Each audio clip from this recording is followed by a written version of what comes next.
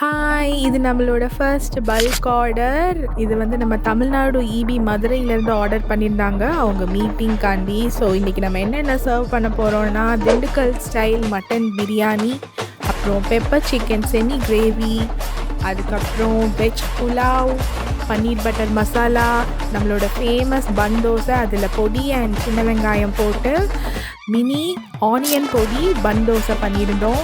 சப்பாத்தி இருந்துச்சு, அதுக்கப்புறம் இட்லி, அதுக்கப்புறம் பிரியாணிக்கு வந்து நம்ம ஸ்பெஷலாக வந்து ஒரு ஸ்வீட் ரவா கேசரி, அப்புறம் ஒரு எக், அதுக்கப்புறம் வந்து தயிர் வெங்காயத்தோடு நம்ம சர்வ் பண்ணுறோம்.